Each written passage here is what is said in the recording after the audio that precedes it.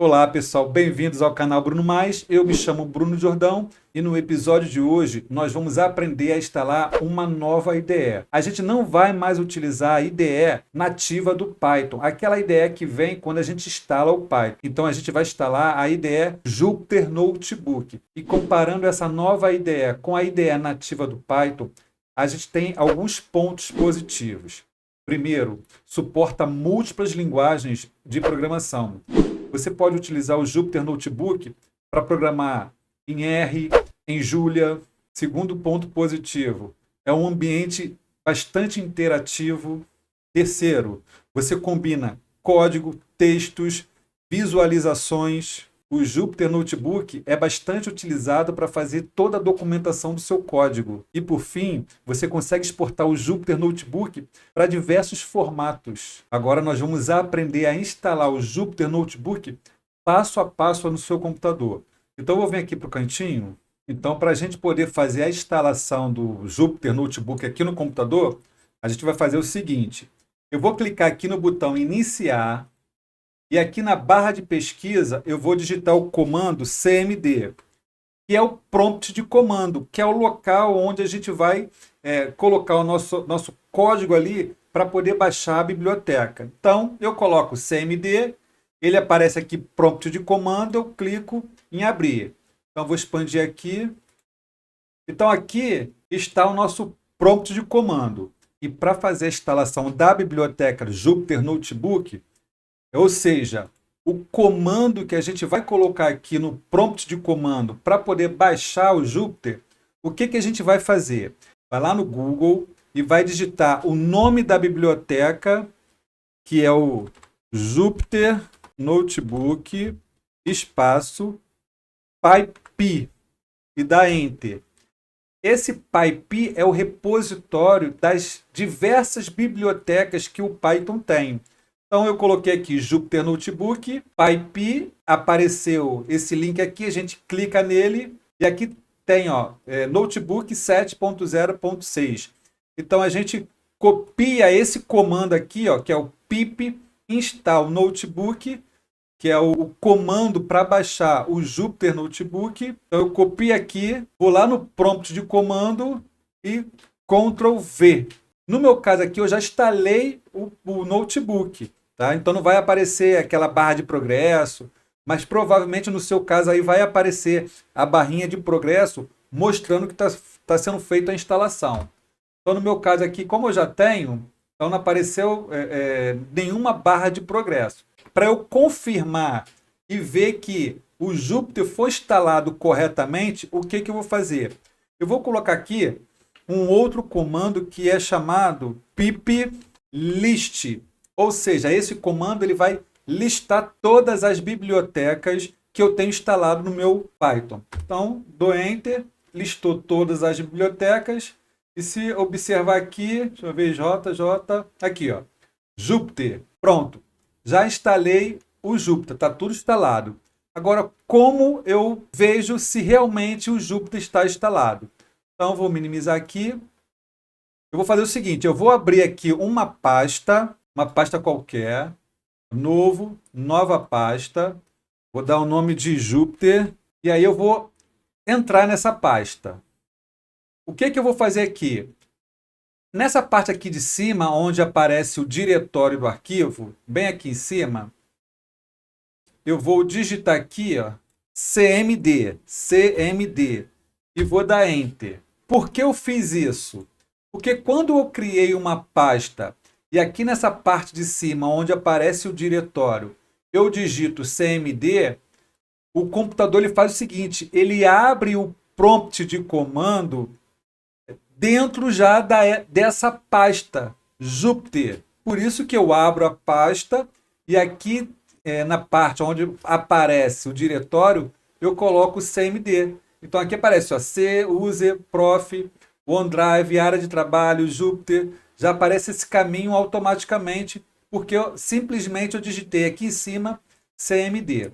E aqui agora eu vou digitar o seguinte comando para ver se vai abrir o Jupyter. Então eu vou digitar assim, Jupyter espaço notebook. E vou dar Enter. Se tiver tudo funcionando, ele vai abrir essa janelinha do Jupyter Notebook. Ah, mas aqui é onde eu faço a programação? Ainda não. Nesse caso aqui, para aparecer o local da programação, eu venho aqui, ó, File, New, e aqui tá, ó, Notebook. E aí eu clico em Notebook. E aí sim, aqui aparece a minha área de trabalho. Nesse caso aqui eu vou selecionar o Python, que é o Python 3, a linguagem de programação que eu vou utilizar, o Jupyter. Se você tiver instalado o R, o Julia, quando você clicar aqui, vão aparecer as opções R, Julia, Python. Aí é só você selecionar a linguagem de programação que você quiser.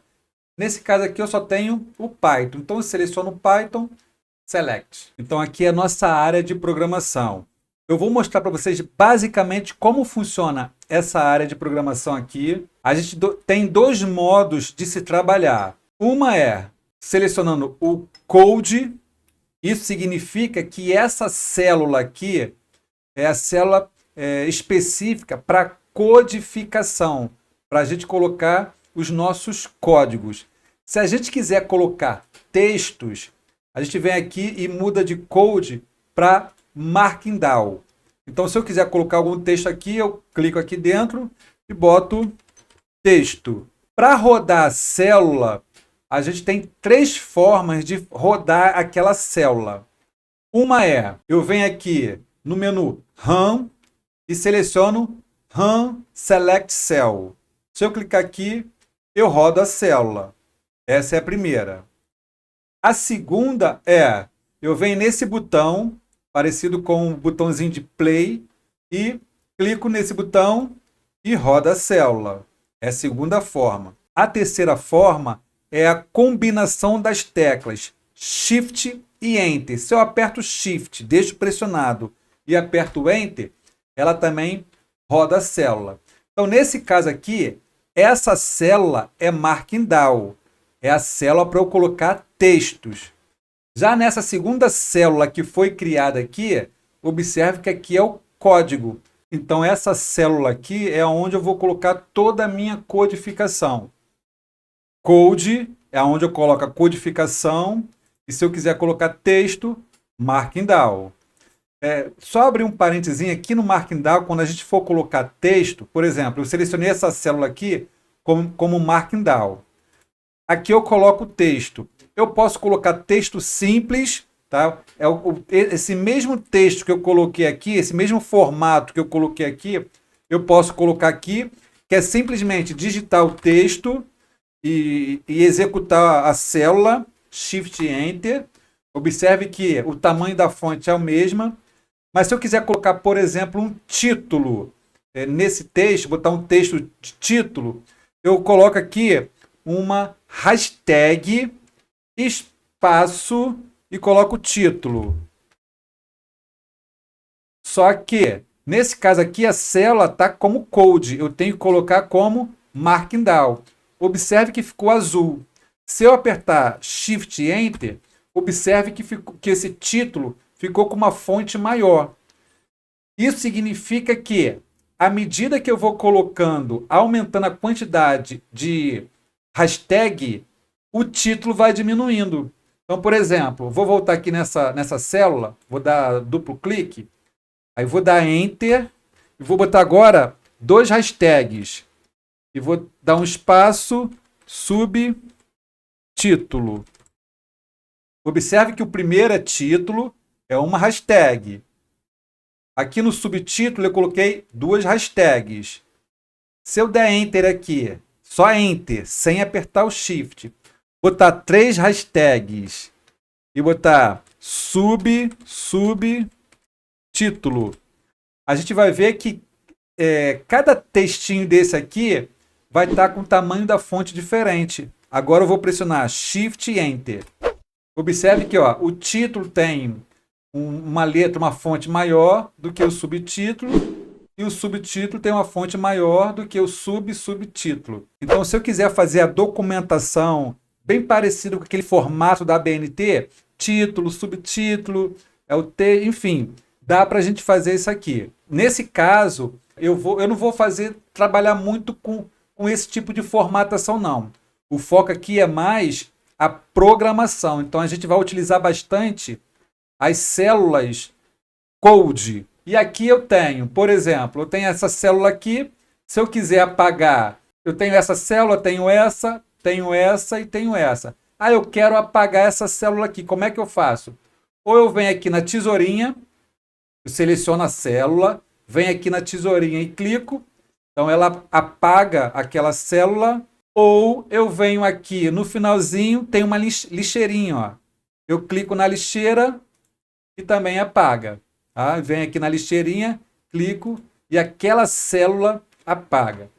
E para eu criar novas células, eu venho aqui, ó, aperto esse maisinho. Se eu clicar aqui no mais, observe que aparece a segunda célula, clico aqui no maisinho, terceira célula. Então, à medida que eu vou apertando esse maisinho, mais células vão aparecendo. E aí eu posso mesclar tanto células de código, por exemplo, a primeira eu quero Markdown Down. Então eu clico aqui, ó, Markdown Down, que é a primeira. A segunda eu quero código. A terceira eu quero Markdown Down. E a quarta que eu vou criar agora aqui, ó, eu quero código. Então aqui eu tenho já 4 células e aí eu posso fazer comentários, colocar textos nas células de Markdown Down e nas células que não são Markdown Down, obviamente, eu coloco o meu código. Vamos supor que eu queira salvar esse arquivo, vou dar um nome para esse arquivo. É só eu vir aqui nessa areazinha, ó, clicar aqui dentro e vai aparecer, ó, Rename File. E aqui eu coloco o nome que eu quero do arquivo. Está aqui, ó, teste e rename. Pronto. E aí eu tenho a minha área de programação, que é o Jupyter Notebook. Depois que eu fiz isso, todo o programa que eu faço, ele já vai salvando de forma automática. Mas de vez em quando eu também aperto aqui salvar para poder fazer o backup desse arquivo. Observe que aqui na pastinha, quando a gente cria a pasta e abre o Jupyter, ele cria essa pasta automaticamente. É como se fosse uma pasta de backup. Então, toda vez que a gente vem aqui nesse disquete e salva, observa ali, ó, Save and Create Checkpoint. Então, toda vez que a gente clica nesse disquete para salvar, aqui na pasta, dentro dessa pasta aqui, tá vendo? É como se fosse um backup do arquivo teste. Então, ele salva aqui e faz um backup. Então, toda vez que a gente aperta aquele disquete. Então, agora nós temos nosso ambiente de desenvolvimento, nossa IDE. Então, a partir de agora, todos os códigos que a gente trabalhar aqui no canal, nós vamos utilizar a IDE Jupyter Notebook. Então, a partir dos próximos vídeos, a gente vai estar utilizando o Jupyter para poder fazer as nossas codificações. Então, eu vou fechar aqui e fechar aqui. Então, pessoal, se vocês gostaram desse conteúdo, dessa nova IDE que a gente vai utilizar a partir de agora, eu vou pedir uma coisa para vocês. Se inscreva no canal, ative o sininho, compartilhe, deixe os seus comentários aqui embaixo.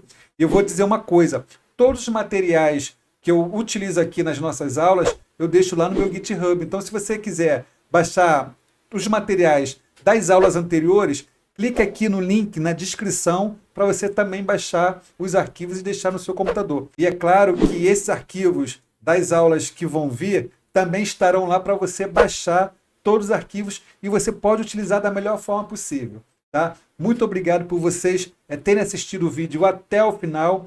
Fiquem com Deus e até a próxima.